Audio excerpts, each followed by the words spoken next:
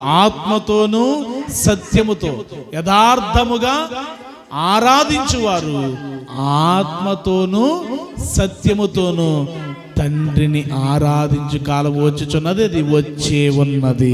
స్తోత్రం కలుగును గాక. యథార్థంగా ఆరాధించాలి. నువ్వు నిజంగా దేవునికి భయపడితే దేవుని సన్నిధిలో ఎలా ఉంటామని చెప్పండి. ఎలా ఉంటాం? యథార్థంగా ఉండి ఎలా ఉంటాం? భయభక్తులతో ఉంటాం, విధేయతతో ఉంటాం, ఏమండి లోబడి ఉంటాం. వేళాకాలాలు ఉంటాయా దేవుని మందిరంలో? దేవునికి భయపడితే ఉండవు. ఏమండి డిస్టర్బెన్సెస్ చేస్తామా? చెయ్యం. అజాగ్రత్తగా ఉంటామా? ఉండం. జాగ్రత్తగా ఉంటాం, విధేయత చూపిస్తా. ఎవరికి భయపడితే? దేవునికి. నిజంగా యథార్థంగా నువ్వు భయపడితే దేవుని సన్నిధిలో చాలా కిండర్ ఆఫ్ సైలెన్స్గా ఉండాలి. నిజంగా నువ్వు దేవునికి భయపడదు. అసలు మందిరంలో ఏమంటే సంఘం ఉందా, పాస్టర్ గారు ఒక్కడే మైక్తో మాట్లాడుతున్నాడు అన్నట్టుగా ఉండాలి. అడిగిన వాటికి మాత్రమే సమాధానం చెప్పి మిగతా విషయాలలో ప్రార్థన చేసేటప్పుడు ఏకీభవిస్తూ, పాడేటప్పుడు చప్పలు కొడుతూ, స్వరమెత్తి ఏకీభించి యథార్థముగా ప్రభుని ఆరాధించగలిగితే దేవుడు అద్భుతాలు మన జీవితాల్లో జరిగిస్తాడు. దేవుని సన్నిధిలో మనము ఎంత విధేయతతో ఉంటే అంతగా దేవుడు మనల్ని దీవిస్తాడు. నిజంగా దేవునికి భయపడితే, యథార్థంగా నువ్వు నిజంగా దేవునికి భయపడితే యథార్థంగానే ఆరాధించగలుగుతాం కదా. కాబట్టి దేవుని సన్నిధిలో మనం అంత యథార్థంగా ప్రవర్తించాలి. యథార్థవంతులు ఆయనకి ఇష్టలను రాశాడు. యథార్థముగా ప్రవర్తించువారు ఏమండి ఆయనకి ఇష్టలను రాస్తూ ఉన్నాడు. కాబట్టి దేవుని దృష్టి దేని మీద చెప్పండి? యథార్థత మీదనే. యథార్థత మీదనే దేవుడు ఆయన దృష్టి ఉంచాడు. కాబట్టి ఉందా ఈ రోజున? మనిషి దృష్టి దేని మీద ఉందో చెప్పండి. మనిషి దృష్టి దేని మీద ఉంటుందని అంటే ఏమండి మనిషి దృష్టి దేని మీద ఉందో తెలుసా? ఇక్కడ నీవు వారిని కొట్టితే వారు ఏమండి వారు శిక్ష, వారికి దుఃఖము కలగలేదు. మనిషి దృష్టి తర్వాత చెప్తాను, తర్వాత వచ్చిన చదువమ్మా. నీవు వారిని కొట్టితివి కానీ వారికి దుఃఖము కలగలేదు. మూసేశారా?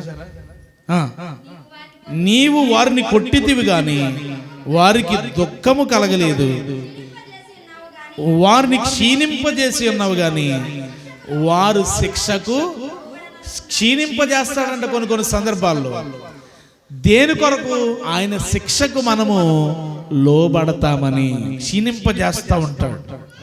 మనల్ని క్షీణింపజేస్తాడు. ఆరోగ్యంలో క్షీణిస్తాం, ఆర్థికంగా క్షీణిస్తాం, ఆత్మీయతలో కూడా కొన్ని సందర్భాల్లో క్షీణిస్తాం. అందుకని అప్పుడు ఏం చేస్తాడు? ఆయన శిక్షిస్తాడు. ఆయన శిక్షకు మనం ఏం చేయాలి చెప్పండి? లోబడాలి. తల్లిదండ్రులు పిల్లల్ని గాయపరిచినప్పుడు ఆ శిక్షను ప్రేమించాలి. అలా శిక్షను ప్రేమించిన వారు భవిష్యత్తులో వారు ఎలా ఉంటారో తెలుసా? ప్రయోజకులుగా ఉంటారు. నీవు వారిని శిక్షించావు, వారికి దుఃఖం కలగలేదు. నీవు వారిని కొట్టావు, వారికి దుఃఖం కలగలేదు.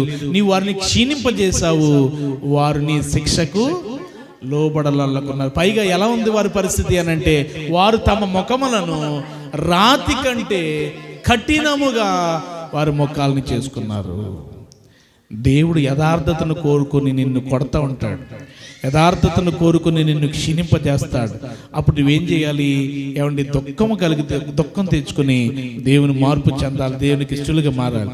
దేవుడు మనల్ని క్షీణింపజేసినప్పుడు మనము ఆయన శిక్షకు లోబడాలి, మన ముఖాలని మార్చుకోవాలి. ఎలా ఉన్నాయి చెప్పండి?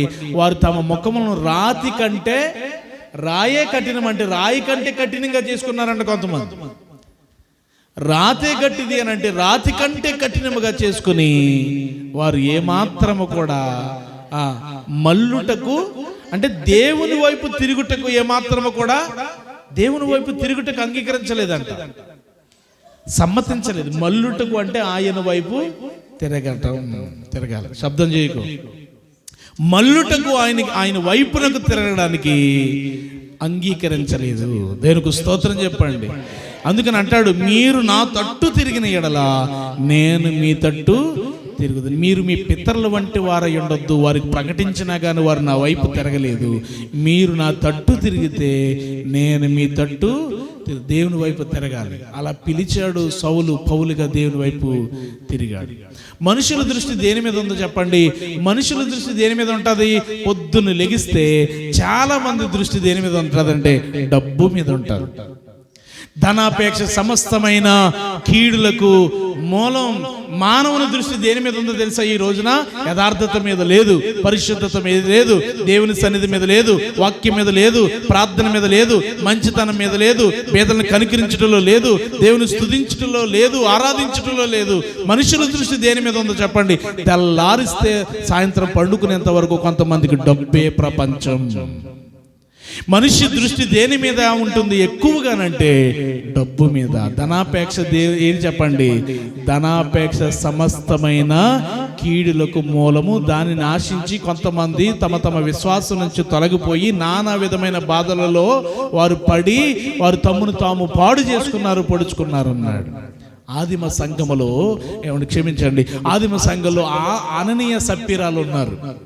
సీనియర్ క్రైస్తవులు. వాళ్ళు కొంతకాలం యథార్థంగా జీవించారు, పరిశుద్ధంగా జీవించారు. కానీ వాళ్ళు పొలం అమ్మిన తర్వాత ఎవరికి ఇవ్వాలనుకున్నారు చెప్పండి? దేవునికి ఇవ్వాలి అనుకున్నారు, మొక్కుబడి చేసుకున్నారు. మొక్కుబడి ఏంటి? మొక్కుబడి పొలం అమ్మి దేవునికి ఇవ్వాలి అని అనుకున్నారు. పొలం మంచి రేటు వచ్చింది. ఇప్పుడు దృష్టి దేని మీదకి వెళ్ళింది? డబ్బు మీదకి వెళ్ళింది. డబ్బు మీదకి వెళ్ళింది కాబట్టి సగం ఇంట్లో పెట్టారు, సగమేమో మందిరంలోనికి తెచ్చారు. ఇప్పుడు దృష్టి దేని మీద ఉండిపోయింది చెప్పండి? యథార్థత మీద ఉండవలసినటువంటి ఆ దృష్టి దేని మీదకి మళ్ళింది? ధనం మీదకి మళ్ళింది. అందుకనే సగం ఇంట్లో దాచేశారండి. ఇంట్లో దాచి పేతురు అడిగారు, అననీయ మీ పొలం ఎంతకమ్మారు? ఇంతకే అమ్మావు. ఎవయ్యా, పరిశుద్ధాత్మను మోసపరచడానికి నీ హృదయాన్ని ఎందుకు లోపరిచావు? నువ్వు దేవునితో, మనుషునితో కాదు అబద్ధమాడింది, సాక్షాత్తు దేవునితోనే అబద్ధమాడావు అని చెప్తే చచ్చిపోయాడు ఆయన. ఎక్కడ చచ్చిపోయాడు? దేవుని ఆలయంలో చచ్చిపోయాడు. అపోస్తలుల పాదాల దగ్గర చనిపోయాడు. అపోస్తలులు ఎక్కడ ఉన్నారు? దేవుని ఆలయంలో ఉన్నారు. దేవుని ఆలయం అంటే ఏమంటే నిన్ను దీవించే స్థలం కాదు. తేడా వస్తే లేపేస్తాడు ఆయన. అనని ఎక్కడ చనిపోయాడు చెప్పండి? అబద్ధమాడినందుకు. ఎక్కడ? దేవుని మందిరములో అపోస్తలుల పాదముల దగ్గర పడి ప్రాణము విడిచాడు.